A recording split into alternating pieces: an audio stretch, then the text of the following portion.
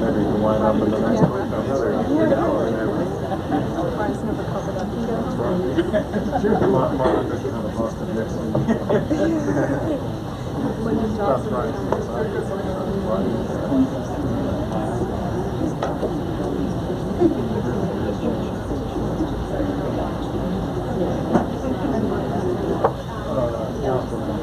You'll do that too.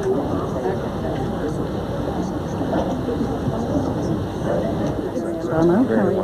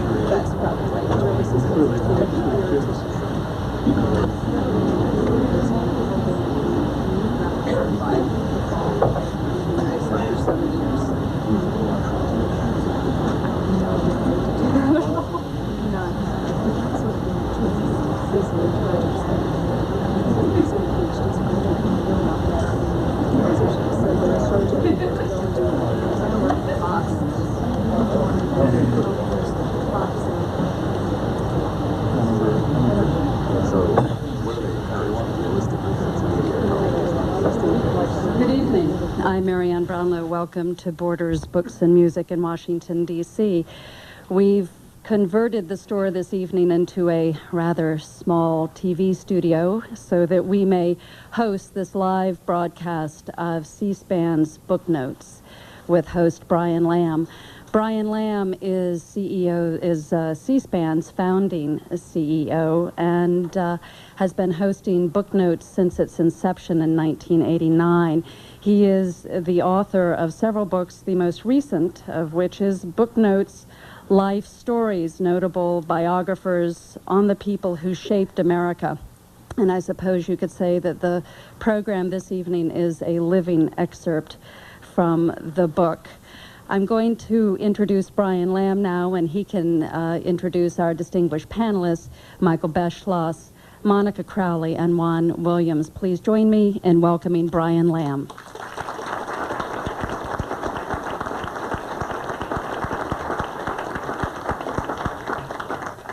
Thank you very much, Marianne. It's exciting to be here tonight because this is where we started the last book tour. And I noticed that most of the people here tonight weren't here for the last one, so it says something. We've got a great group. This has really worked for us in a way for us to spotlight what this book is all about and also bring you some very interesting people who make a living off of the printed word and the spoken word. And I thought maybe the way to start tonight is each of our guests here have gotten to know another human being, and in some cases more than one human being, very well via the book. And we might ask each of them to tell us a little bit about what they learned in the pursuit of Lyndon Johnson or Richard Nixon or Thurgood Marshall. On their way there, some had tape, some knew the individual up close and personal, and others knew it through the printed word that might end up in the library, like one found a lot of material over in the Library of Congress. So why don't we just start down at the end with Michael Beschloss. Tell us a little bit about what you learned about Lyndon Johnson as you pursued your last book on the tapes. Well, you know, Brian, when I began listening to these tapes, I had sort of a view of Lyndon Johnson that a lot of people did in the late 1960s. I think I was about 7 years old when he became president, and I remembered watching him on television. And Johnson had sort of a 19th century idea of the way that a president should look and sound. You know, he was very stiff and wooden, and some of you remember him saying, "My fellow Americans."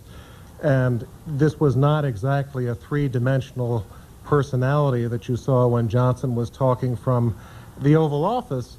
And that's pretty much the view of Johnson that I had, at least as a human being, from my own experience. And then you begin to listening to these tapes. Johnson started taping literally from the moment he got on Air Force One on the 22nd of November, 1963, and you hear him begin to speak, and the first call he makes is to Rose Kennedy, who's at Hyannisport. She's just been told that her son has been murdered. You hear her voice quavering. She's trying to be polite to the new president, but she'd love to get off the telephone. And in Johnson's case, not always being sensitive, but in this case being rather sensitive, he does try to rush the conversation, but he's trying to console her. And you get an enormous sense of what it was like to be President of the United States after one of the great tragedies in American history. And it just begins to pull you in because you hear the story unfolding as he begins to call people like J. Edgar Hoover and sound like a very different man from the one I saw on television as a child. Did you ever know him? I never met him, but actually I wrote him a letter when I was 7 years old, about a month after the Kennedy assassination. I wrote him a handwritten letter. I wasn't using a typewriter at the time, saying that I thought that he should hire a large carving firm to carve President Kennedy's head on Mount Rushmore and send it off to the president. And I remember sending the letter because I remember letter came back from his secretary, Juanita Roberts, saying, the president has asked me to thank you for your suggestion on how to honor President Kennedy. At that age, I didn't know that to Johnson, the idea of honoring President Kennedy was probably a somewhat two-edged sword. So if he ever read that letter, he did so with a little bit of ambivalence. But when I went down to the Johnson Library for the first time, when I was probably about 19, I said, look, I've got the secretary's reply, but I wasn't keeping carbon copies of my letters when I was 7. Is there any chance you might have this kid's letter? And in about 5 minutes, they pulled it out, and there it was. And I guess the only thing I can say is that even at the age of 7, I was beginning my life's work, which was to decide which presidents belong on Mount Rushmore and which do not. One of the things we've done, thanks to Michael and the Johnson Library, is that here in town, maybe some of you heard it, we have the Johnson tapes every Saturday afternoon at 3 o'clock on our radio station for 2 hours, and it's repeated on Monday night. Boy, have I learned a lot from just listening to those tapes. We've done that now for over a year, so thanks for all the work you did. Monica Crowley and I don't know, we first met, obviously, on Book Notes, and I went to take her picture for this book in Upper Saddle River, New Jersey. And I think the thing that surprised me most when I met you up there was that we met at the old Richard Nixon office that he had in retirement, Perillo Tours, I think it was. And it was so out of context with what I thought it would be. And then we went over to one of the homes he lived in that very area, and that's where the picture in the book comes from. Tell us about your experience with Richard Nixon. Well, actually, this is a beautiful segue because Michael was talking about a letter that he wrote to Lyndon Johnson and also about Lyndon Johnson's tapes. And I worked for the 37th president. I started when I was 21, and that job grew out of a letter that I wrote to Richard Nixon. When I was a junior, majoring in political science at Colgate University, I thought that I wanted to enter the national security or foreign policy establishment when I graduated. So I consulted with my national security professor, who, instead of advice, handed me a stack of books to read. And one of them was a book called 1999, Victory Without War, which was written in 1988 by Richard Nixon. And this was the summer of 1989, a year later. And I was so taken with the material that, and it had such a profound impact on my thinking about so many crucial foreign policy issues, that I decided to write Nixon a letter. Now, I was quite a bit older than Michael was when he wrote his, but not by much. And I sent the letter off. It was a substantive letter. It was not a fan letter. It dealt with the issues that he raised in the book. And I actually agreed with most of what he said in the book, most of what he argued, but took issue with a few things. Mailed the letter, sort of forgot about it, never expected a response. At most, I thought I would get a form letter from one of his assistants. But about a month later, I went to my mailbox, and there was a handwritten response from Richard Nixon in there. Quite amazing, telling me how much he appreciated my letter and extended an invitation to me to come to his office in northern New Jersey, where we took that photograph, and discuss American foreign policy with him. So at the beginning of my senior year, which was the fall of 1989, I did that. Nixon was extremely generous half of his time. We talked about international and domestic politics and policy. And that initial meeting led to a full-time position with him as a foreign policy and research assistant. And in that capacity, I did a lot of research and writing for him. I worked with him on his last two books, Seize the Moment and Beyond Peace. Actually, that's where I met you for the first time, though you probably don't recall. When Nixon came in to do a book note segment on Seize the Moment, I accompanied him there to C-SPAN. It was two episodes, wasn't it? Yes, that's right. He took a nap in between, as I recall. Changed his shirt, changed his tie. That's right. It was an extraordinary experience for me, particularly because I started when I was so young. And I think that the thing that surprised me the most about Richard Nixon when I met him that first day, October 2nd, 1989, was the fact that he was a three-dimensional human being. I mean, when I first prepared to meet Richard Nixon, I was fully prepared to encounter the public image of the guy, which is sort of this dark, brooding character. And the Nixon I encountered that first day, and the man that I subsequently got to know over the course of 4 years, was so fundamentally far removed from that public image that it was almost unbelievable to me. And from that first meeting, I began taking extensive notes of my conversations with him and was able to reconstruct all of that dialogue. And in the process that I did in taking those notes, it went through a three-stage process, and that's how I was able to maintain the integrity of the dialogue. It was extremely surprising to me to see that this was a pretty well-rounded individual who was not only a political mastermind, which even his detractors will concede, but also a warm and generous person who was always quite funny, which when I say that, I'm greeted with, you know, jaws dropping and blank stares, because a lot of people just look at me with disbelief when I say that, because it was not part of the image that he put out. And as Michael was saying about Lyndon Johnson, it was a very similar approach to the presidency, which was that this was the most important office in the world, that these were two formal men who occupied that office, and they felt that they had to deliver that very formal image to the American people. So you never saw from Richard Nixon any kind of unadulterated joy. He would always sort of check himself. And he felt that that the office deserved that level of formality. But for those of us who were close enough to him to see him on a daily basis, he opened the door to the real personality, which was actually quite warm, very generous, and rather witty. Tell the Dick Van Dyke story. Oh, the Dick Van Dyke story, which appears in my first book. As I said, Nixon was a very formal person, always dressed in a suit jacket and tie. And one afternoon, he called me to the residence in the afternoon for a normal meeting, and he asked me to bring some materials to him, which I did.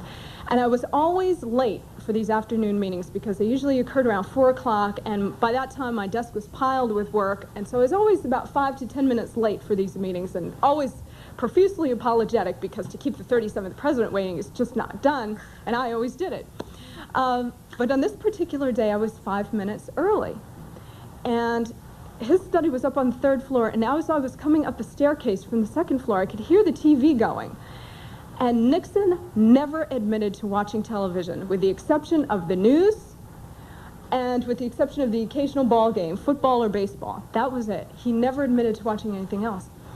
So as I'm coming up the stairs, I hear the TV blaring, and it's not the news, and it's certainly not a ball game. It's the theme from the Dick Van Dyke Show. And I stopped myself on the stair, and I said, this cannot be, and if it is, this is hysterical. So I just stood there, and I was about to clear the top of the stairs, and I could see him, but he could not see me. And his shoes were off, and his legs were propped up on the ottoman, and he was just thoroughly enjoying the beginning of this sitcom. And I felt so badly that I was going to have to interrupt this scene, so I let him enjoy it for a few more minutes. And then I cleared my voice very loudly, so he knew, so he had some preparation that I was about to come up the stairs. And he didn't hear me, and so I came up the stairs, and he just flew into a frenzy. He's trying to, you know, put his feet into his shoes, and he's grabbing the remote, and he's trying to change it, and he can't find CNN, and he can't find any other news network, and he can't even find the off button, and he's struggling, and then he finally cleared his throat, he straightened his tie, and he said, "Well, you caught me." And it was that kind of scene that I was exposed to that I wanted to get across to all of you, because I thought that the best way for Nixon to influence history was to allow him to speak for himself. The most interesting thing I found when I went to take Monica's picture, we went over to the house where he lived, and there wasn't anybody there, and I asked her, I said, do you think we ought to, you know, knock on the door or get permission? And she said, well, the chances of somebody being here are slim because a Japanese fellow bought this house and he's almost never here. And so we patted around the grounds and no one arrested us, and we got the picture and got out of there. But I always thought it was interesting that somebody from another land had bought one of the houses that one of our presidents lived in. And this Japanese gentleman was preserving it as, Exactly as a as it museum was. for himself, not for the public. Exactly as Nixon and Mrs. Nixon had left it. When we, when I went over to take Juan Williams' picture over at the Supreme Court, we were going to take it in front of Thurgood Marshall's portrait. And for some reason or other, things weren't working out too well. We just didn't get the right angle. And all of a sudden I said, Juan, do you mind standing up on a chair? It was going to look a little odd. Tourists were walking by, which he agreed to do. And if you look in the book, you'll see a picture of Juan with Thurgood Marshall behind him. I think it's one of the best pictures in the book. And it just was this, one of the things you learn about photography. I've got 32 photos in there. I took them all. But in order to get 32, it took 1,500. And that's the interesting thing about photography. You keep shooting long enough, you're going to get a good one. And there's a good one in there, Juan. Tell us your story about Thurgood Marshall. And he takes them with this little camera right here. He doesn't use any big deal. $69. 69 bucks, good deal. You know, one of the things that struck me about Thurgood Marshall was how difficult it was to get access to him. When I was working on Eyes on the Prize, a story of the civil rights movement in the United States, very much wanted to get access to Marshall. But he didn't have any interest in talking to the press, I think as a consequence of several things that had happened, most notably, I guess, from a book notes point of view, The Brethren, Bob Woodward and Scott Armstrong's book back in the late 70s, which portrayed Marshall almost as a buffoon, someone who watched TV too much, was overly reliant on his clerks, someone who made jokes about the pornographic cases, films that the court had to look at in dealing with obscenity cases. And Marshall was deeply wounded by this and withdrew to some extent from the public eye. He was also, I think, very much had a sense that he was being pushed to the far left of the court, was not thrilled at the direction the civil rights movement had taken during the 80s, very much on the outs with the kind of conservative political temperature here in Washington under Ronald Reagan. So here was a guy who didn't want to talk to the press, didn't want to deal with me, and in fact, if I had to make a judgment, I would say someone who was verging on depression during this period.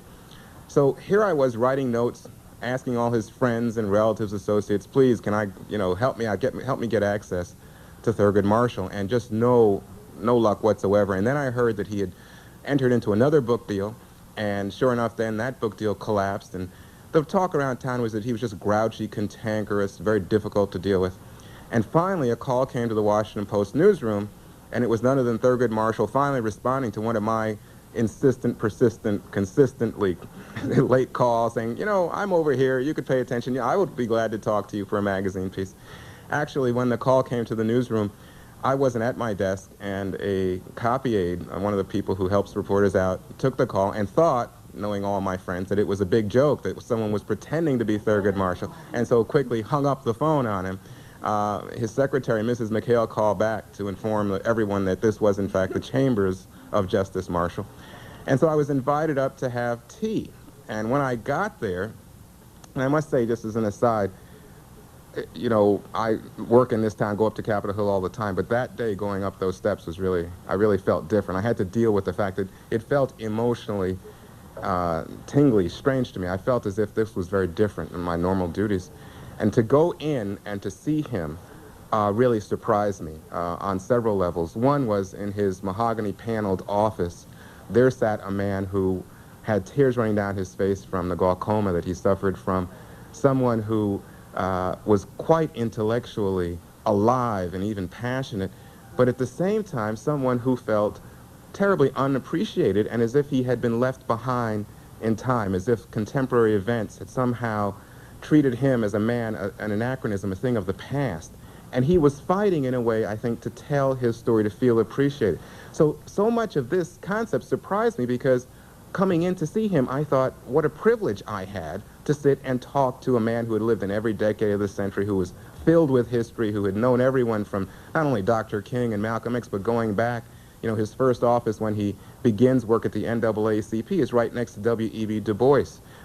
He is over in Southeast Asia going toe-to-toe with General MacArthur over the treatment of blacks in the military during the Korean War. And of course, he's involved with the Brown decision, arguments with Bobby Kennedy, with President Kennedy, President Johnson, as Michael would tell you, on and on. And yet here was a man at the end of this tremendous life that I think shaped race relations in so many ways, feeling emotionally as if he was not appreciated or even understood.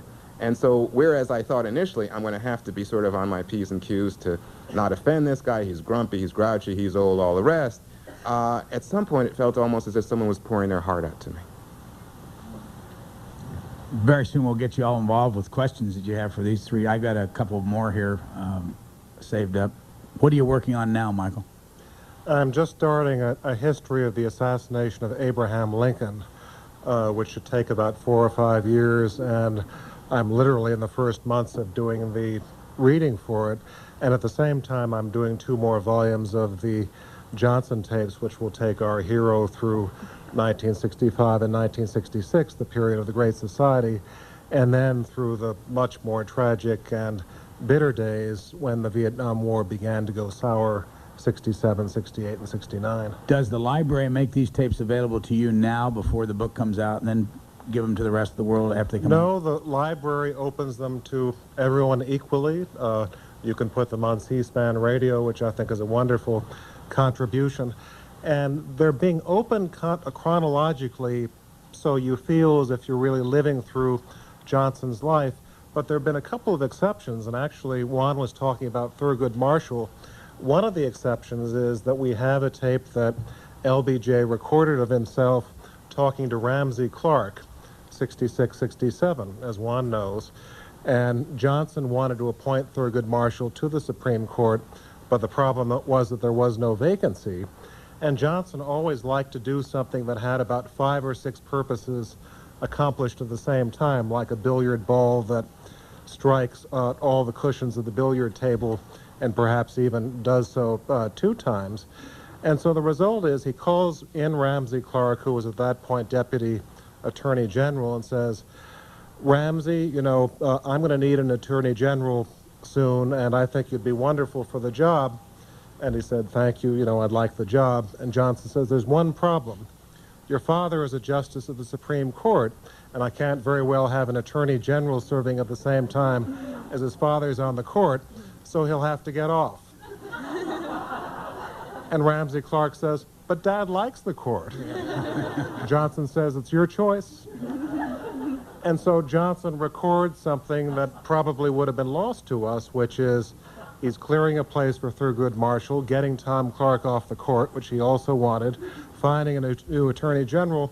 And also, there's a somewhat malevolent streak in Johnson that it's exposed here too, which is he wanted Ramsey to sort of show what he was made of. And if the price of getting the Attorney Generalship was to drive your father out of a job he liked a lot, Johnson felt that to some extent, you know, he had Clark where he wanted him by causing him to do that. When is the next volume of the Johnson tapes, your book, coming out? Probably about 1.5 years. It depends on how quickly the tapes come out of the Johnson Library. Monica Crowley, what are you working on right now? I'm trying to finish my doctorate at Columbia University, so I'm in the dissertation phase and have a full first draft done, and it's been reviewed by my advisors up there, so I have a meeting with them on Thursday, and I'm hoping that I can get the dissertation done by the fall. Spring, the latest. And what's the subject matter? I'm taking a look at the evolution of U.S. policy toward the People's Republic of China as it developed under Truman, Atchison, and Nixon, Kissinger, with a particular emphasis on domestic reasons for why both presidents did what they did. Will you publish that? It's possible. I've already talked to my advisors about making it into a trade book rather than a book for an academic audience, so we'll see. We'll see. You know, I've put 7 years into this PhD program, so it would be nice to have something tangible at the end. And you're doing Fox News Channel commentary, how often? Yes, Juan Williams is my colleague there. A few times a week doing political commentary. During the impeachment crisis, of course, I was on talking about that and the relationship between Clinton and Nixon, similarities and differences. But also now it's nice to talk about Kosovo, even though we have a tragic situation there, but it's nice to finally get my teeth into a meaty foreign policy issue on the air. Juan Williams, what's your next book? You know, I'm not sure. I find myself in the odd situation where, because of good reviews and good reception, I get calls from lots of publishers who have sorts of ideas for books that would really make money. Why don't you do Michael Jackson? Why don't you do this? Why don't you do that? So I'm kind of in the midst of thinking about what I'm going to do. At the moment today, I was working on a preface for a book that some people at the University of Delaware are doing about the Harlem Renaissance. I'm helping out some people who are trying to put together a guide to African American museums, that kind of thing. Now, I want to go back down, starting with Juan Williams. Did you get any reaction, any unusual reaction from your book, either from the family or from people who were very fond of Thurgood Marshall that they didn't like? Well, lots. You know, it's interesting. The family never cooperated with me on this book. It was a point of real, you know, discontent for me, because throughout, one of the things that as a biographer that worried me was the idea that I would come to the end of the project and then there would be someone who would say to me, but you didn't know this. And that scared me, because you want to know everything in the universe that exists about your subject so that your book can be comprehensive and you can make the proper selection of the stories that need to be told to properly draw the character, to make the character come alive for the reader. So despite many attempts, I think his wife, Cissy Marshall, the second wife, feared that somehow here was a Washington Post reporter type who was coming in, would dig up some dirt that might splash upon this African-American icon and embarrass him or the family. And I think her strategy was to basically keep me at arm's length. I had hoped that subsequently to the publication of the book, she might have a change of heart or whatever. I haven't seen that at all. To the contrary, the word that I've gotten back is that anything about Marshall's sex life and about his drinking and so forth causes her disquiet, and feels as if that sort of spreading innuendo and why are these things put out there. And it's sort of disappointing to me, because I had hoped that given the overall sketch of his life, which is, I think, as a truly an amazing character in American history, that she would have had a different approach. It's also the case, I think, that many people are somewhat surprised, if not disappointed, by Marshall's relationship with J. Edgar Hoover. People, I think, create in their minds categories of heroes and villains, and if they put Hoover in the villainous category, would automatically assign Marshall to the heroic one. And the idea that these two would have had an ongoing relationship throughout the civil rights years and even while Marshall was Solicitor General, I think strikes some people as upsetting, disappointing, certainly surprising.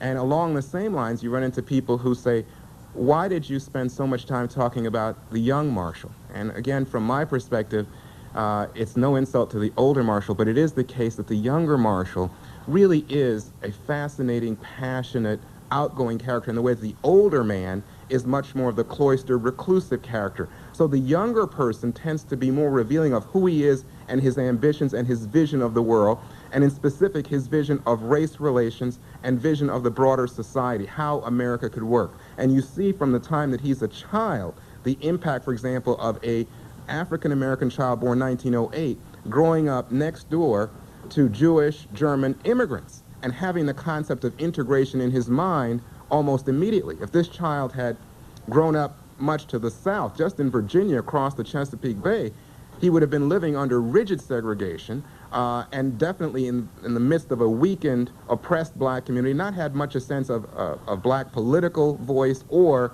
the notion of integration. And if he'd been much to the north, I think he would have been lost in more of the alienated, angry black experience, one black family lost in a sea of white faces. Instead, he's in Baltimore, he has this sense of integration as the norm, has this sense of people fighting for equality and stepping out, has a sense of black professionals abounding in his society. This shapes the young man, and I think is critical to understanding his conception of what race relations should be like in the United States.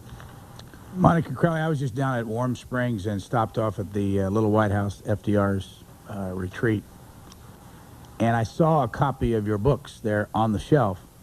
And I don't know the answer to this, but I thought as a way of getting you to talk about the reaction to your book, if I went to the Nixon Library in Yorba Linda, would those books be on the shelf? I'm not sure that they would, and I haven't been there since my books were published. I had a very similar experience to Juan in dealing with the family's reaction to this, and maybe Michael can speak to this also. My situation was a little unique because I had worked closely with President Nixon. I knew Mrs. Nixon and the two daughters, Julie Eisenhower and Tricia Cox, as well as the grandchildren. I knew them well.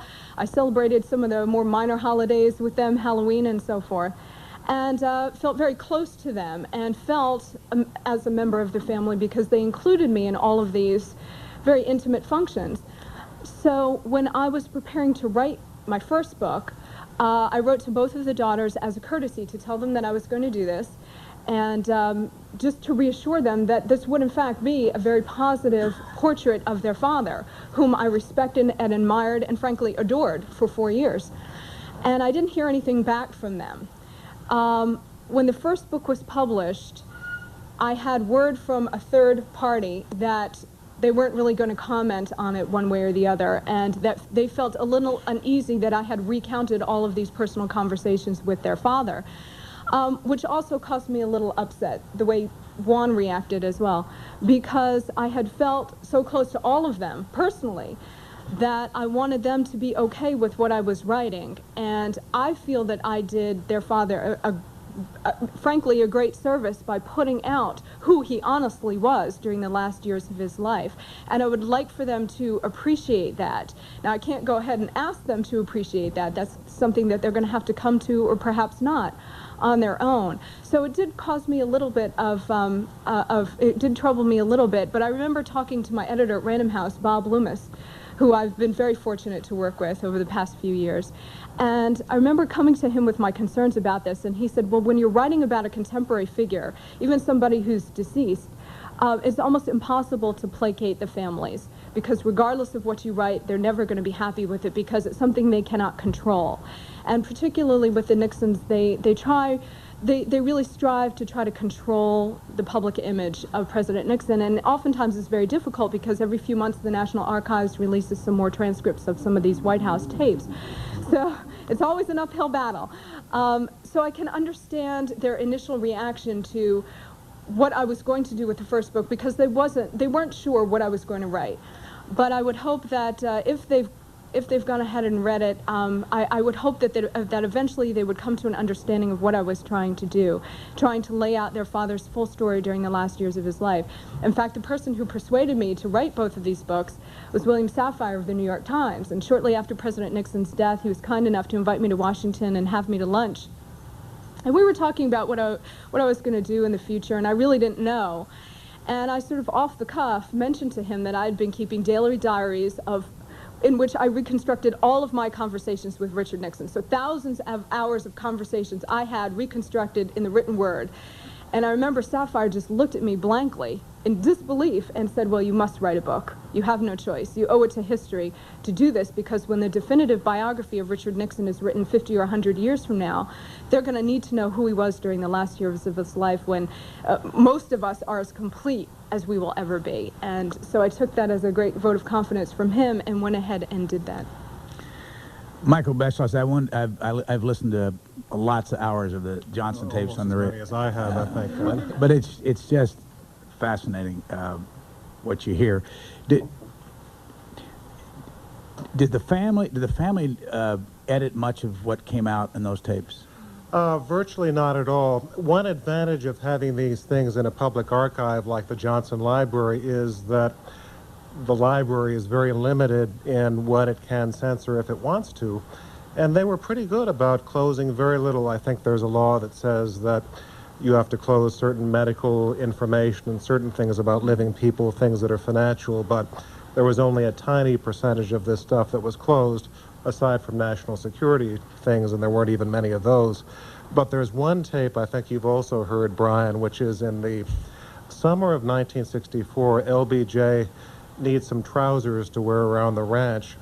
And so in his usual fashion, he goes to the top man, so he calls the president of the Hagar Slacks Company in Dallas, Texas. He says, you've made me some trousers before, and I like the way you guys operate, and I'd like you to make me some more to my custom specifications. And he goes on to describe in extreme anatomical detail how the trousers should be cut to make him more comfortable. And he goes on in a way that I guarantee you he never imagined that he would be recorded for history. And especially when my book came out, this was played on the radio, and I assume will be on C-SPAN radio. It's already been on a couple of times. Okay. Probably drove the ratings right through the roof. So anyway, about a month after the book came out, I saw Lady Bird Johnson down in Texas, and I said, well, how did you like the reaction to the book and the tapes and so on? And she said, well, and she's fastidiously polite, I probably could have lived without the Hagar Slacks tape. But she quickly added, at the same time, it's some of my grandchildren's favorite. So go figure. The one, Can I just jump Sure. in for 1 second about the tapes, because this is obviously a subject that fascinates me given my association with Nixon and his legacy with the tapes. But I'm astounded to hear that the estate of Lyndon Johnson did not sanitize these tapes in any way, because when you go to the Kennedy Library, for example, the Kennedy family has sanitized much of the tapes. And when you go to take a look at, for example, his conversations with Bobby Kennedy about the Cuban Missile Crisis, you get perhaps a word or two out of an entire paragraph, and the rest is just blacked out. And obviously with the Nixon tapes, everything is public, much as how you've indicated the Lyndon Johnson tapes are. So I'm wondering what led to that decision, why they didn't seek to edit the Johnson tapes. Well, I mean, it's a tribute really to the Johnson Circle and the Johnson Library and the Johnson family. If Johnson were alive, I think he would hate the idea that these tapes had become public, and I think he'd probably hate this book, because he spent most of his lifetime trying to project an image of himself that was very different. It was like the presidents that he read about in textbooks as a child. When he was writing his memoirs in the late 60s and early 70s, the people who were helping him would try to take some of Johnson's private language and put it in the book to make it more colorful. He told these great stories, and he used this wonderful language, not all of it presidential. And Johnson would read the transcript and said, "Get that out right now. It makes me sound like some ignorant country backwoodsman." And so they did. And if you read Lyndon Johnson's memoirs, they read like the memoirs of Calvin Coolidge. You would never know that this was a person who was any more interesting or who had lived through any more of an interesting time than Coolidge did.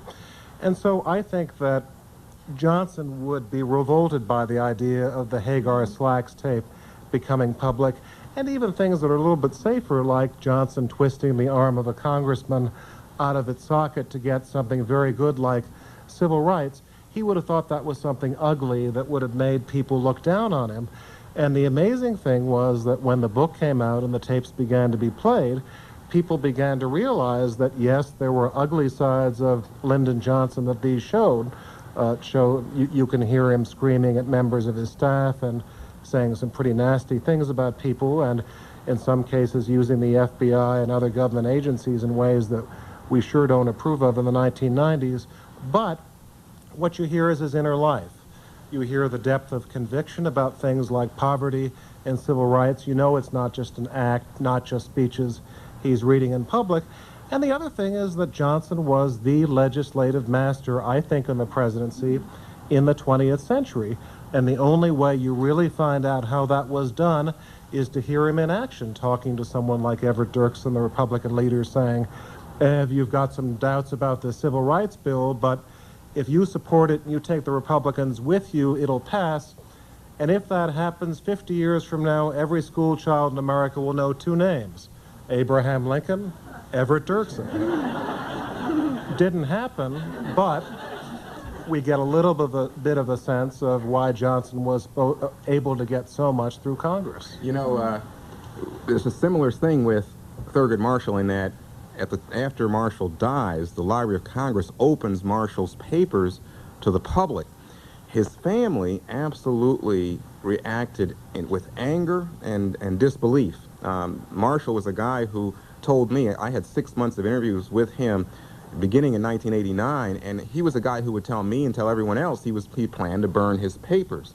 And it was only much later that he signed a letter of agreement with the Library of Congress to have his papers be available to the general public at the time of his death. He was kind enough to let me know that this was what was going to happen so that I could make myself prepared whenever he died to have access to these papers. But his family's reaction was, this is something that he never would have agreed to, even to the point of saying that somehow maybe James Billington, the Librarian of Congress, must have deceived or tricked Thurgood Marshall into signing this instrument of deed for access to the papers, and that if he had intended anyone to see them, maybe it was scholars of a certain type, but certainly not, blue-collar reporters, not those people, goodness gracious. And the feeling was somehow you have violated the trust of not only the family and Thurgood Marshall, but of the Supreme Court. And there was a reaction from Chief Justice Rehnquist and some of the other justices who wrote to the Library of Congress to say, we will never allow our papers now to be stored at the Library of Congress, given the way that you've handled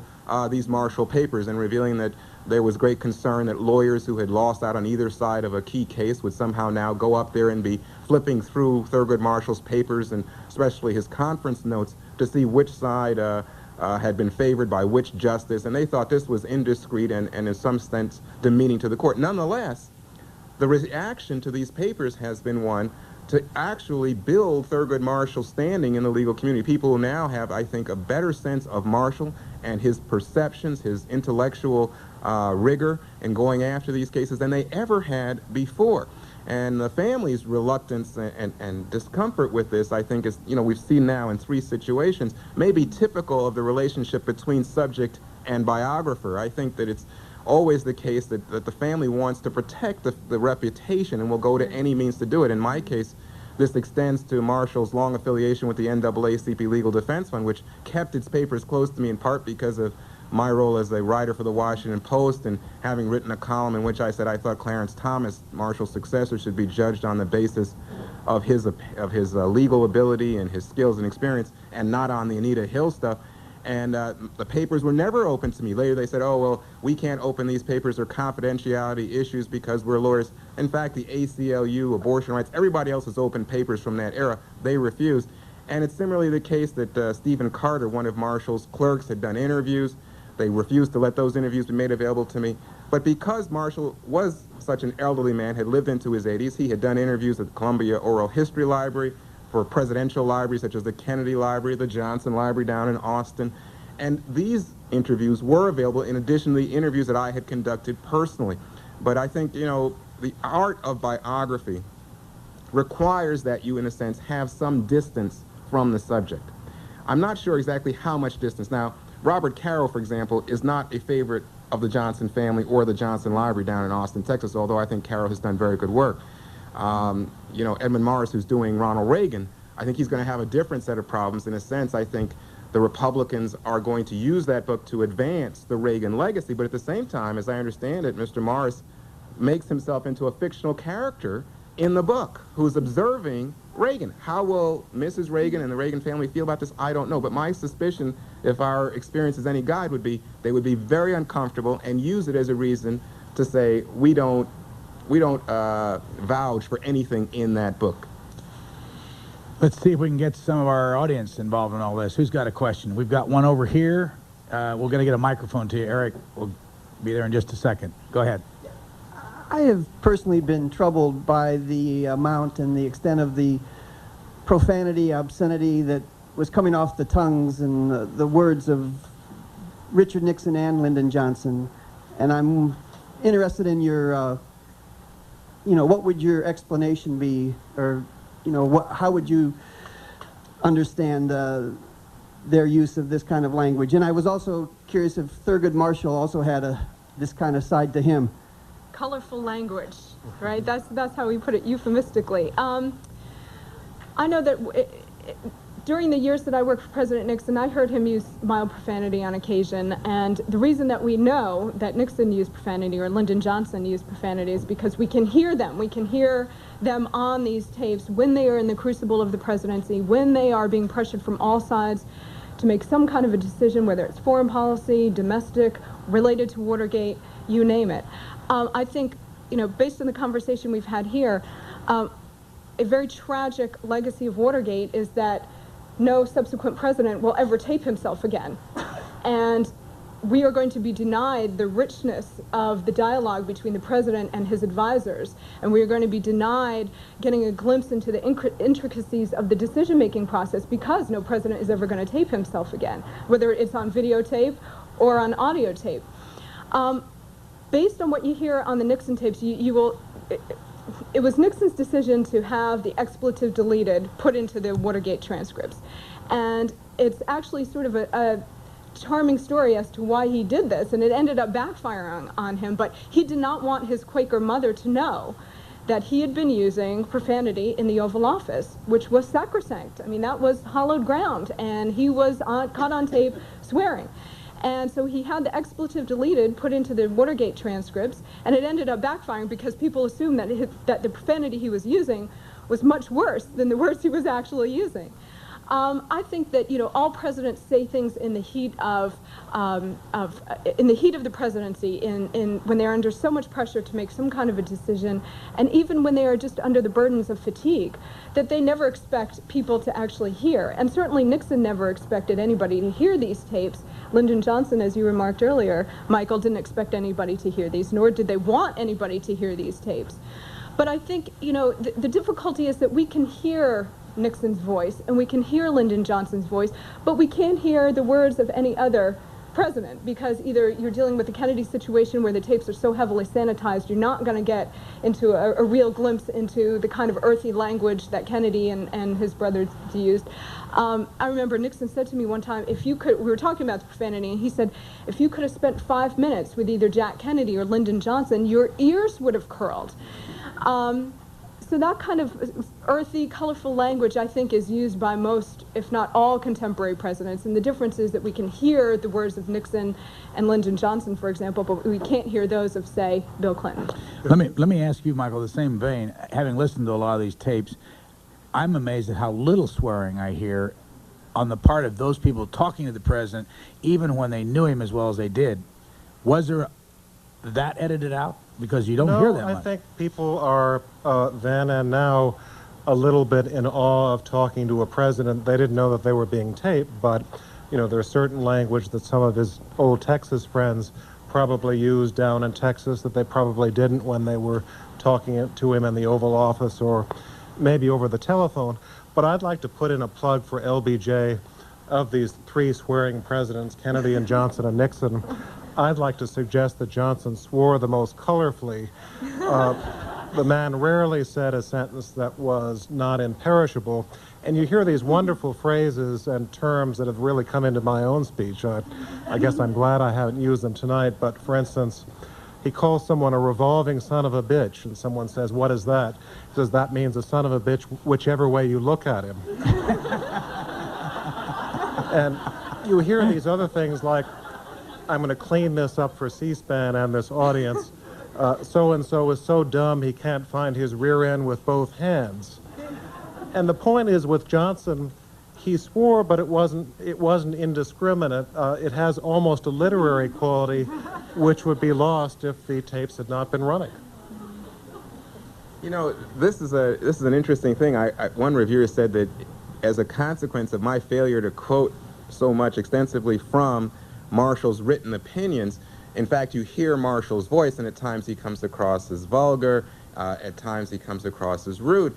And my thought was, you know, the written word, especially in terms of these very legalistic opinions, does no justice to satisfying the understanding of Thurgood Marshall's character, to allowing his true voice to emerge. And his true voice was one that was often filled with vulgarity, profanity. This was a person who loved to tell dirty jokes.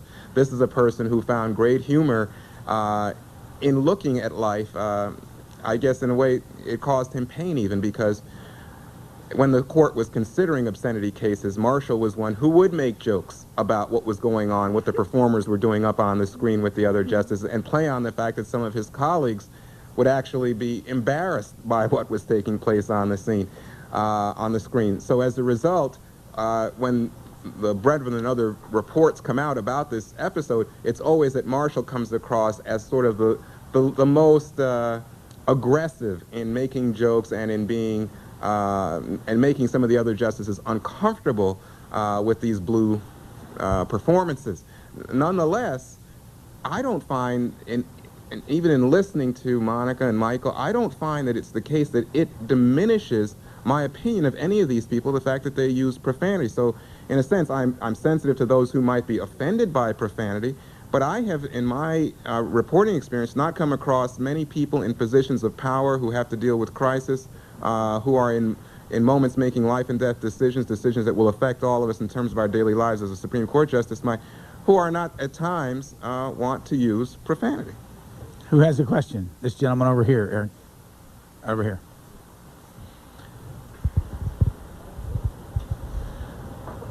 Thurgood Marshall knew a number of presidents. I was wondering, whom did he hold in the highest regard? Well, this answer will thrill Mr. Beschloss because it was Lyndon Johnson, but this is sort of something you could have predicted given that Lyndon Johnson appoints him to the Supreme Court. There's a funny little exchange. You know, Michael talked to you earlier about how Johnson could twist arms and elbows and everything else, and after Marshall wins confirmation to the High Court, this is in 1967, it has been a rough road. Previously, the two Supreme Court justices who had been confirmed prior to Marshall had only taken within a week for them to be confirmed by the Senate Judiciary Committee. But given that the committee was dominated by Southern segregationists such as James Eastland and others, Marshall's confirmation process takes almost 3 months. And Marshall is peppered by questions from Strom Thurmond about the Constitution, the 14th Amendment, on and on, intended to make him seem as if he's intellectually deficient, not up to sitting on the Supreme Court. He's not white. He couldn't be that smart, all the rest. And finally, Johnson, concerned and doing politicking to ensure that Marshall is confirmed, convinces about 20 senators simply not to vote. And so the final tally is strongly in Marshall's favor, and those who felt that it might be damaging to them politically at home will be able to say they simply were not present. So Johnson calls Marshall to let him know that he is so proud of him that he's not going to be sitting on the Supreme Court. But he says, you'll never guess the hell I had to go through to get you on the Supreme Court of the United States. To which Marshall responds, it wasn't my idea, it was yours. But without a doubt, Lyndon Johnson was his favorite, and even to the end, and this is something that disturbs many of my friends and colleagues who are true historians, Marshall is on the phone with Johnson about a week before Johnson's death, and in this conversation, as recounted by Marshall, Johnson tells him, you know, it wasn't the Vietnam War that forced me not to run in '68, it wasn't the reason that the country turned against me. So many people were angry at me over putting a black man on the Supreme Court. And Marshall told me this story with total belief that this was in fact the case, that Johnson had to go through literal hell to get a black man on the court, and it was one of the key reasons for his ultimate falling. And I think in many ways Marshall felt he was holding up Johnson's shield as Johnson's last appointee on the court, as he held on for many years himself on the Supreme Court. Other presidents that Marshall took a great liking to, Truman, he was a big fan of Harry Truman. He was not a fan of Eisenhower, thought that Eisenhower was someone who was not in tune and truly caring about civil rights issues, that he had cursed out Chief Justice Earl Warren for going ahead with the Brown decision and caused him great political grief, and was reluctant to deal with Governor Faubus in terms of sending the 101st Airborne into Little Rock, Arkansas. He didn't think that Jack Kennedy truly cared about civil rights, certainly didn't have a good attitude about Robert Kennedy, who was reluctant to put Thurgood Marshall onto the Second Circuit because, again, the Southern segregationists were going to demand quite a political price for that. But he had a high opinion of Johnson. Later on, boy, he doesn't think much of Ronald Reagan, and he doesn't think much of George Bush. In fact, he says at one point on TV, in a TV interview, very, very rude for a Supreme Court justice to be talking this way in an interview on TV, but he says, my mother told me never to speak ill of the dead, and as far as I'm concerned, George Bush is dead. So he would say kind of horrible things like that in public. So, you know, and Jimmy Carter maybe was the most interesting relationship for him, because there was someone that you would have thought had a natural alliance with Thurgood Marshall given his political positions. But at some point, according to Griffin Bell, who was Carter's Attorney General, signals begin to be sent to Marshall suggesting that maybe it would be good for him to step down and allow Carter to have a Supreme Court appointment. And Marshall's response to this truly would have been profanity. But because he felt, gosh, you know, he was the voice for minorities on the court, for women, for others, for so long. He had stopped the death penalty at one point. He had battled through Roe v. Wade, through Bakke, through so many of the busing cases, even Pentagon Papers and others. And here he feels, oh my gosh, my Democratic allies not trying to give me the heave-ho. And so he felt ultimately disappointed in that kind of behavior coming from the Carter White House. Monica Crowley, who did Richard Nixon respect that you heard him talk about that he really liked? Among presidents? Among anybody. I mean, who were his 2 or 3 most trusted friends? Or Certainly no one in the journalistic community, that's for sure. You know, he came to a newfound respect and admiration for Harry Truman.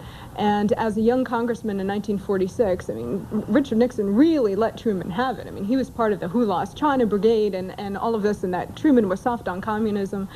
And by the time I got to him in 1990, he had really turned his opinion around on Harry Truman and just said, you know, this guy had a vision that was almost unparalleled during this century, because he had the foresight to establish the Marshall Plan, to establish NATO, and had the guts to turn around and sell this unprecedented peacetime initiative to the American people.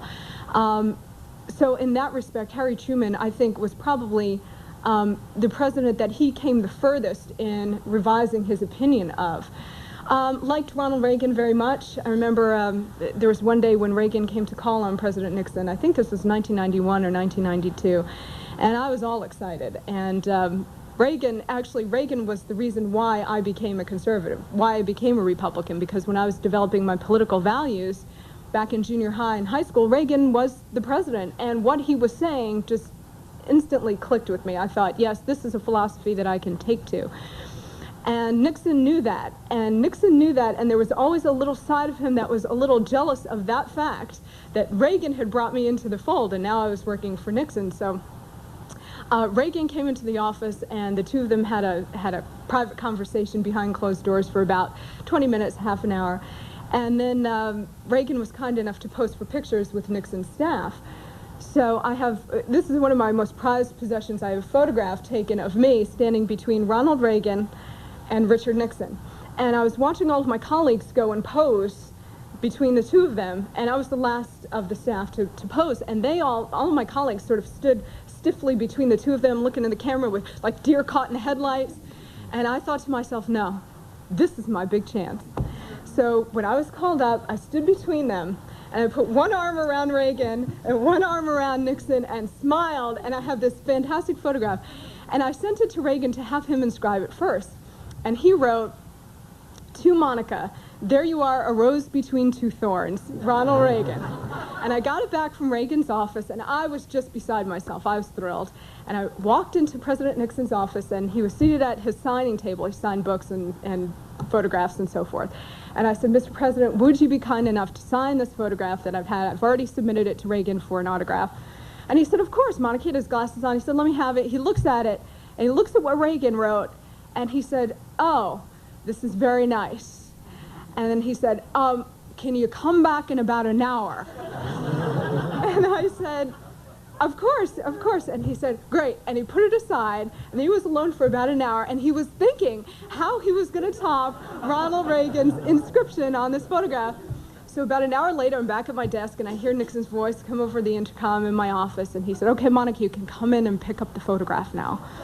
So I saunter into the office, and there it is, and he's standing behind it very proudly. And he wrote, "To Monica, a future president between two presidents, Richard Nixon," which is very nice. So I have that frame now. I'm very proud. I'm very proud of the story that went along with it. But you're going to have to replace that now with this picture. Oh, that's right. From Brian's camera. That's right. Only you guys will have to think up equally witty inscriptions. Michael Beschloss, what about from the tapes? Who did you learn that Lyndon Johnson really liked? Well, historically, you hear him throughout always referring to Franklin Roosevelt. And I know Bob Caro was on your panel in New York, and one of the things that Caro does wonderfully in his books is the way he renders this very complicated sort of comedy-tragedy relationship between Lyndon Johnson and Franklin Roosevelt when Roosevelt was alive.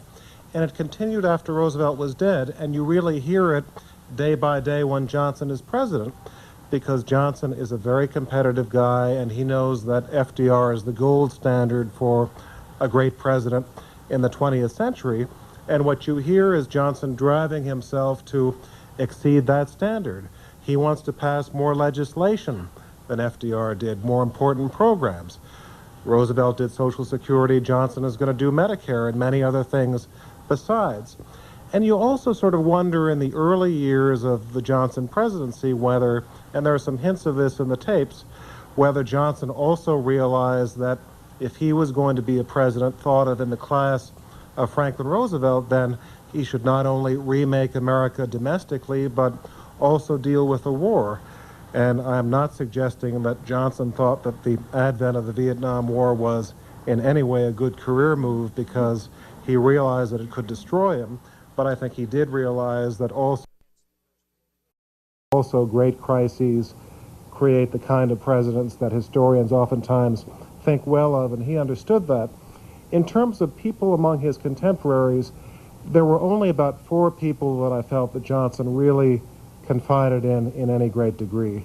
One was Lady Bird Johnson, and one of the greatest things about these tapes is you get a much better sense of the relationship between this president and first lady than otherwise we would have had. Usually you don't have records of presidential marriages. I think in the Nixon's case, actually, Richard and Pat Nixon sometimes sent memos to each other in the White House, and those survive. Most presidents and first ladies don't. But in this case, you've got Lady Bird, like everyone else, being recorded without her knowledge, and you get a sense of the degree to which he relied on her political judgment, her judgment about people, and also just even her language, you know, the way he talks to her, "My darling, I long to see you." My wife heard this on the tape and said, "You really could use to talk a lot more like that. You should listen to what he's saying." But the others were John Connally, the governor of Texas, which again he has this very up and down relationship with. One second they're like brothers, one second they're like enemies. Another is a judge. It is like brothers. Yes, like many brothers. Another is a judge, A.W. Morrison, a partner of Johnson's financially in Johnson City down in Texas, and sort of someone who advises him on all sorts of local things. And the other, perhaps most poignantly of all, Richard Russell, the senator from Georgia, head of the Armed Services Committee, and another treasure in these tapes is these conversations that Johnson recorded of himself talking to Russell in the spring of 1964 about Vietnam. And to some extent, I think if we had imagined what kind of talks these two had had, you might have expected Russell to say, you know, get in there in Vietnam, this is an important theater of war, you've got to stop those communists. And Johnson saying, yes, this is a war that can and must be won. And what you actually hear is Johnson saying, I know this war may very well be a loser. I've got a kid who comes in and lays out my clothes in the morning. What does Vietnam mean to him? He might lose 5 or 6 of his kids. What is it going to mean to this country? And Russell says, you know, I'm warning you, you'd better think about this very seriously, because this could be a war that could involve 500,000 American men. You might lose 50 or 60,000. Could take 10 years. We might not win. It was all superb advice, and Johnson, to some extent, is agreeing with him. And this is one element of the unique experience of listening to these tapes, because you really feel as if you're living through that experience at the elbow of a president. And I so much wanted to go back in time and say, you know, to Johnson, listen to what you're hearing. You're getting superb advice. He's giving you perhaps a way to not escalate this war, at least so quickly, and maybe stay out entirely. And I wanted to sort of tug at his sleeve and say, listen to what you're hearing and sort of stop time and avert one of the tragedies of the 20th century. We should tell the audience listening far away from here that Michael's book is still available, and the actual voices, the audio, is on the www.cspan.org. You can get the actual audio from our Saturday programs. Monica's 2 books are still in the stores? Yes. What are the titles of both of them? Nixon Off the Record, which was the first book, which was a political volume, dealt with Nixon's thoughts and his activities on the American political scene during the 4 years I worked for him. And Nixon in Winter, which was the second volume, which dealt with foreign policy, Watergate, and who Nixon was on the personal side. And Michael, your other books in paperback are still in the stores? How many of them? I think about 5 or 6 in all, Brian. I saw one in a used bookstore a couple of days ago, and you were 26 years old. Is that your first book? That was my first book. It was a book called Kennedy and Roosevelt, the relationship between Joseph Kennedy Sr. and Franklin Roosevelt, which actually was originally my senior thesis at Williams College. And I guess I'm glad it's still in print, but I think if I were to do it again, I would rewrite probably every word. And the picture in the back is exactly as he is today. Precisely. I haven't changed a bit. Juan Williams, your book still in the stores, hardback? We're talking about Thurgood Marshall, American Revolutionaries. Very much. In fact, I've had a struggle, you know, with some bookstores after the book came out, not putting it out as prominently as I would have liked. They tend to stick it back in either African Americans. All authors have that problem. God, that just drives me Constant crazy. Constant battle. in terms of what they think is marketable and saleable. But I think that, my instinct is I wish more people would come across the book on an impulse, be able to pick it up. But this tends to be somehow put away. And then Eyes on the Prize, the other book, is still very much out. It's in paperback. And so both these books circulate. In fact, as I've been on this book tour, what I see is now people say that they want both of your books, or I don't know if Michael or Monica's case, they want almost a collection. It's almost like collecting things. I forgot to say that in terms of Nixon, I don't know how I skipped him in my mind, that Nixon once called Marshall a boob. I don't know if that's profanity, but he thought Marshall and Brennan, the two liberals on the court there, were boobs. And at one point, Marshall was sick, had a terrible case of the flu, near fatal. He was out at Bethesda Naval Hospital, and Nixon's aides tell him that, in fact, Marshall is near death. This is no ordinary case of the flu.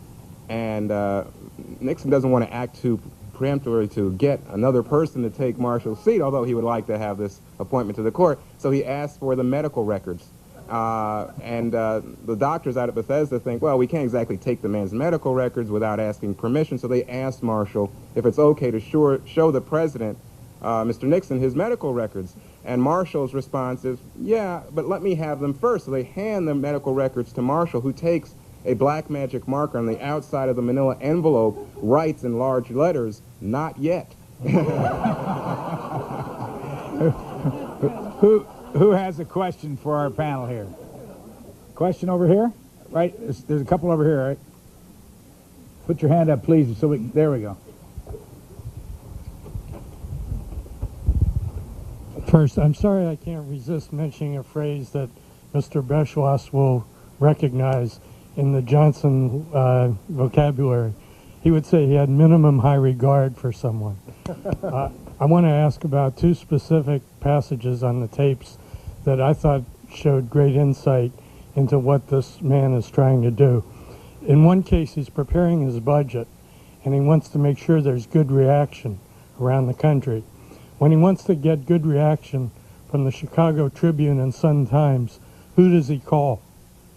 He calls someone at Continental Illinois Bank, the bankers, to the Tribune and the Sun-Times. He thinks that's the shortest way. Why make two phone calls when you can just make one? The other is, as he's struggling to try to put together the Warren Commission, and one of the great passages is his conversation with Richard Russell about this. But in another, he's talking to Joe Alsop about coming to terms with having to appoint a commission. He doesn't want to do it. And Alsop is telling him that he's got to. And what comes across, I think, is that Alsop is the man who's in charge of this conversation. And I'm just mentioning this to get the reaction of Mr. Beschloss and anyone else on the panel who has a thought about this. Well, yeah, I mean, it's such a good example of, and this is also true about most presidents. Presidents do not do a very good job of stage managing their reputations.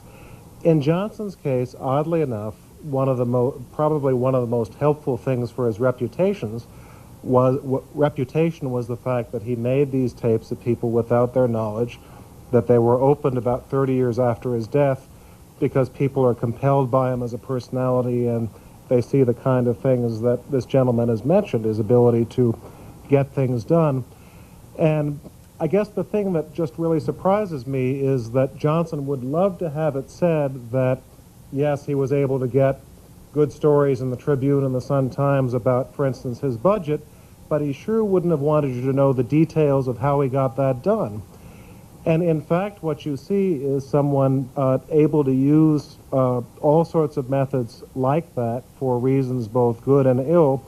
And the result is, I think he's a much more enduring historical figure and personality than had those tapes never rolled.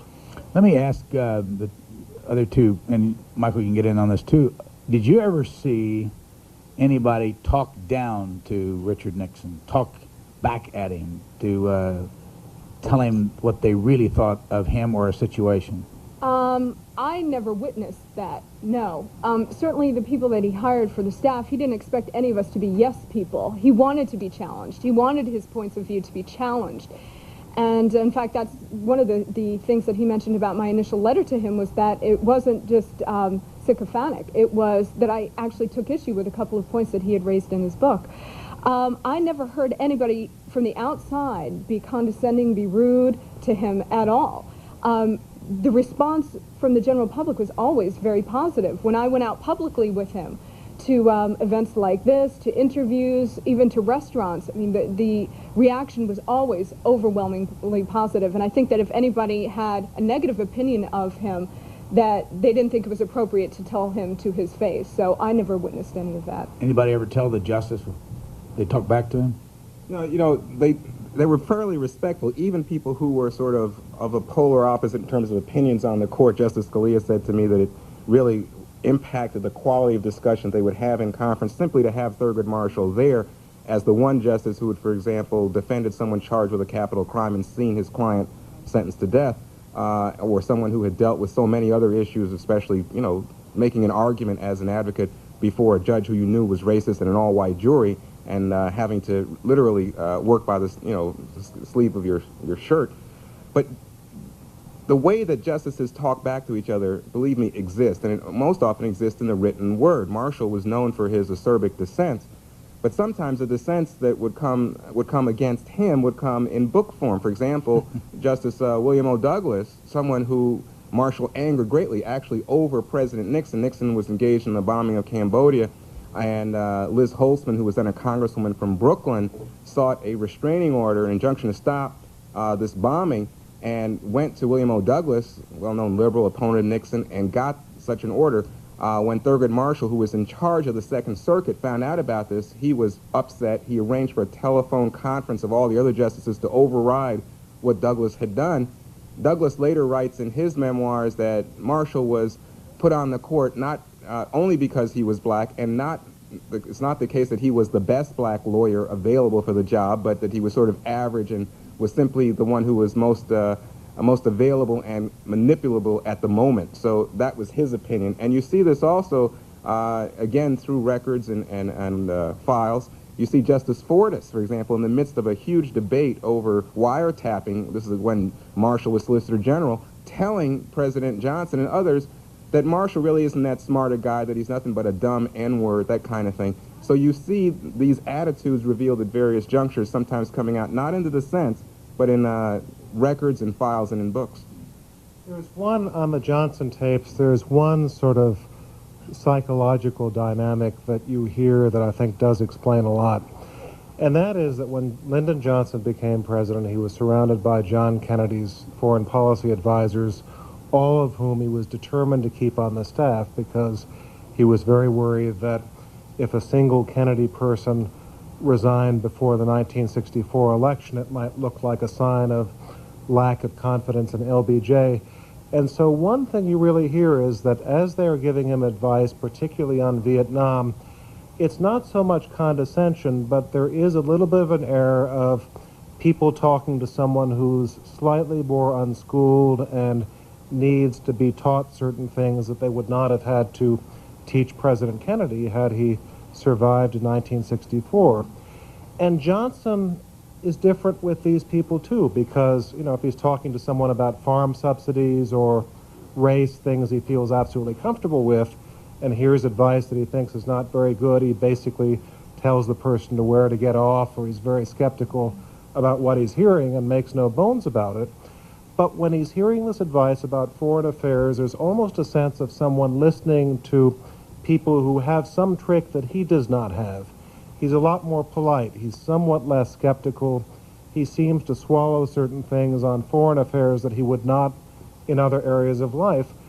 And a number of times I found myself thinking, what if Johnson had had a little bit more self-confidence about his ability to deal with a problem like Vietnam? He'd been in Congress for 30 years. He had been dealing with foreign military affairs for most of that time. And in certain ways, because he had run for office, because he had had to marshal votes in the Senate, I think he understood what kind of policies were likely to be supported over a long period of time, more than the people who were serving as his national security advisors. So listening to him on tape in private really allowed me for the first time to understand, I think, one of the reasons that he did some of the things he did on Vietnam. Getting down near the end of our group. We have another one of these next week, by the way, in Boston at the Boston Public Library. Yes. Hold on just a second. Let's repeat it if you would, please. Maybe this has been addressed before, but what could you give a brief history of how the tapes, the LBJ tapes, were revealed to the public before you, and who close to LBJ knew of their existence? Very few people close to LBJ knew that he was taping. Very few members of his staff and few members of the family. And they might have known in sort of a hazy way, but they sure didn't know that he was taping 10,000 conversations from the moment he gets on the plane in Dallas in November of '63 till the end of the presidency in January of 1969.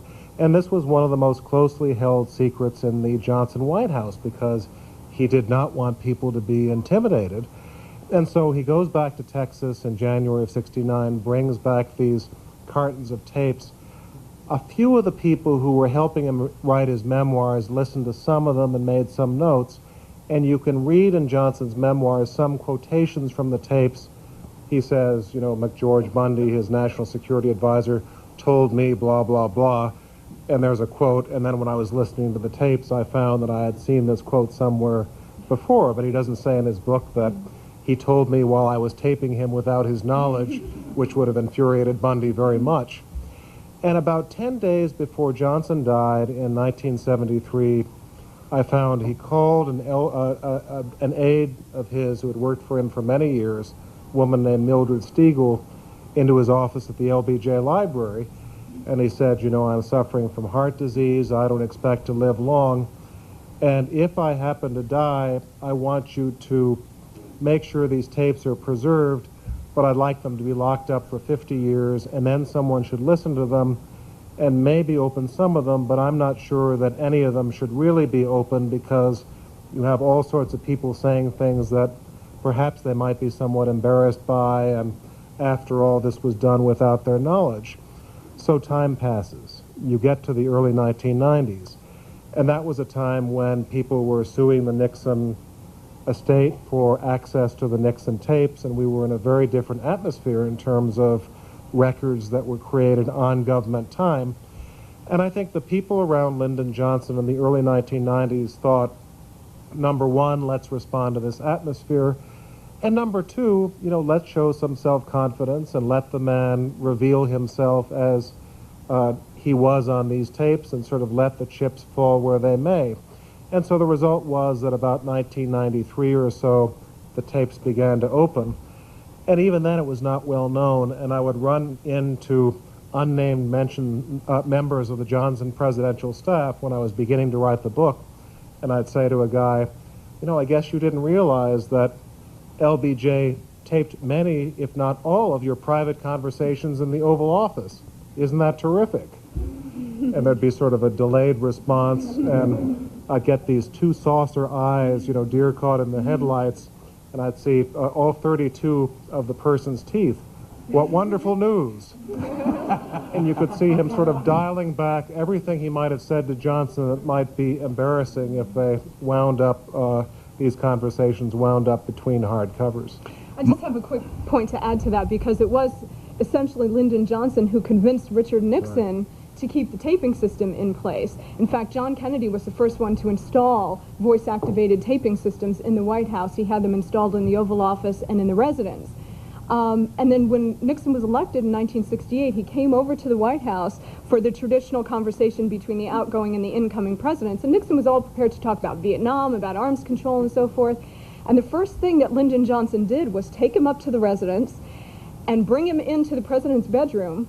And he gets down on all fours, and Nixon's like, what is going on? President of the United States is down on all fours. The incoming president of the United States is standing there watching him. He raises the bedspread, and he waves his hand under the bed to indicate the voice-activated taping systems, and he says, Dick, they're voice-activated. And Nixon just looked at him horrified. He had no idea that this was taking place. So when Nixon came into office, he had all of the taping systems ripped out, and he had another conversation with Lyndon Johnson, who encouraged him to do this because he said, you're going to need it for your memoirs someday. And if you're smart, you will save every scrap of paper you so much as dribble on as president. And Nixon took that advice to heart and reinstalled the taping system just in the Oval Office, and now we know what the legacy of that was. In fact, recently in the midst of all this impeachment talk around town, there was at one point speculation that maybe there was a taping system in the Clinton White House, and gosh, what would you get on that? And Lord of mercy. But not only that, but the impact is of all the subpoenas and requisitions for papers and notes that you've taken, that as a result, the current White House crop doesn't have the kind of basic material that historians, biographers will be looking for in the future in that way. There was even a suggestion that for historians there should be sort of a Kmart surveillance camera put in the Oval Office hooked up to a VCR, that this would be locked up for 50 years. And it actually has a little bit of seriousness to it, because during the Persian Gulf War, I had heard that President Bush and some of the people who were running that war would communicate by a secure video link among the various agencies of government. And I said to one of them, why don't you just hook up a VCR and everyone would agree that the tape would be locked up for 50 years, but you'd have this wonderful record of everyone operating together to run this war. And even that early, they said, not on your life, because we can't ensure that the tape won't be subpoenaed and probably played on C-SPAN the next day. One more question, please, and we'll close her down. There's a lady in the back, Eric, right? If you would, please stand up so we can see you. Thank you. Eric Stepney will be right with you with the microphone. Thank you. This question is addressed to all three of you. In light of the Clinton impeachment hearings and the George Stephanopoulos book, do you think that your portrayals, while endearing and entertaining, might make the presidents, future presidents, more distant from those whom they should trust the most? Particularly, for example, I cite this, the Secret Service. I alluded to this earlier when I said that Watergate, I think, has had a chilling effect on presidents' willingness to tape themselves, even to, as Lyndon Johnson counseled Richard Nixon, to save every scrap of paper that they so much as dribble on. I think that in the future, presidents will be more wary of what they say, how they say it, and how they behave. Now, that doesn't necessarily mean that that's going to have a negative effect. Perhaps presidents will be more inclined to behave themselves in office because they're afraid of what's going to become public at some point.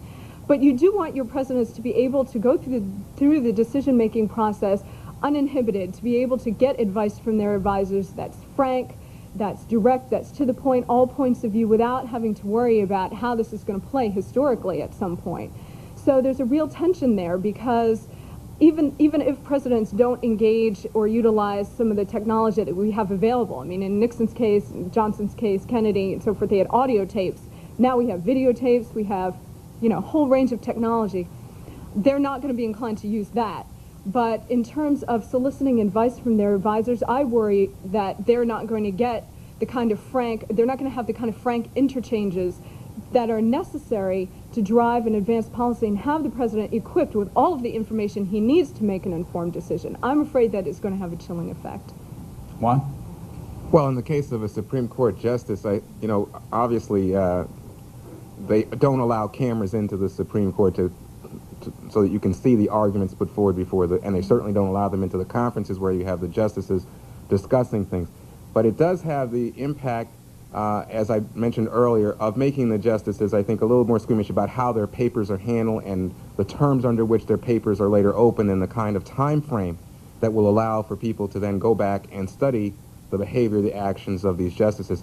I would think, though, that the character will out, that you do see character whether or not there are cameras present or not, that ultimately you come to know these people. And in the case of Justice Marshall, even as his family wouldn't cooperate, I found that there were friends, there were people who worked with him, other Supreme Court justices, for example, who are willing to talk, and that these stories do come out. It's in an age when we have such a widespread fear of conspiracies and et cetera, I'm always taken by the fact that if you're on the ground doing the reporting, it's so difficult to hold a conspiracy together, even if it's a conspiracy of protecting the individual, even if it's people around Richard Nixon, around Lyndon Johnson, around Thurgood Marshall. There are people who nonetheless want to tell the story about what happened and how this person interacted in the deeds that he did, for the good or for the bad. The scintillating thing you really want to get from a biography, and I hope I'm allowed to say that you get a sense from Brian's book, Book Notes Life Stories, at bookstores everywhere. And you hear this authors talking about all sorts of different people that they have written about.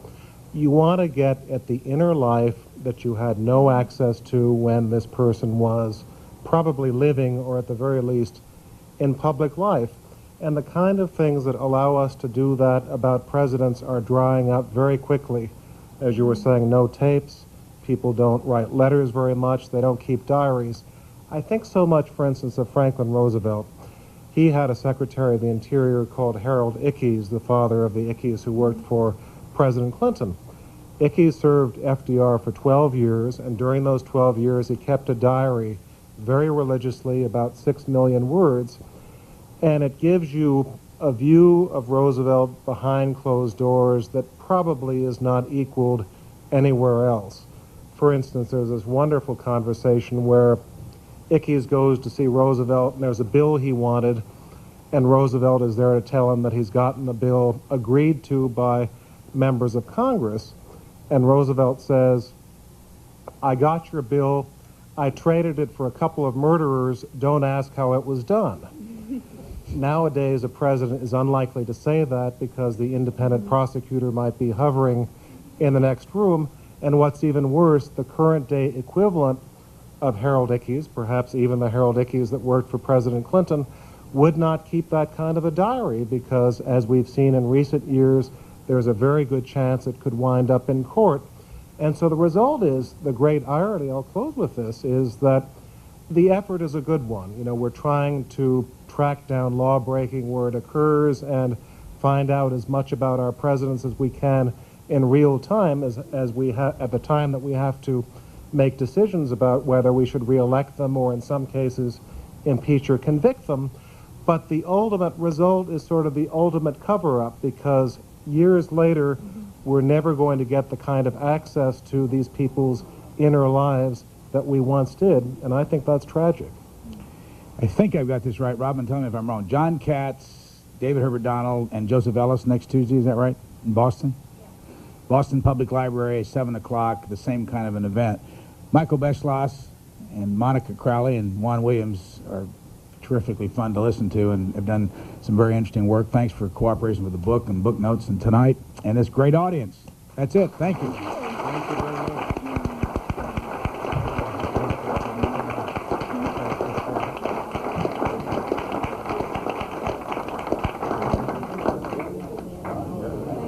Time flies by. Time follows you around.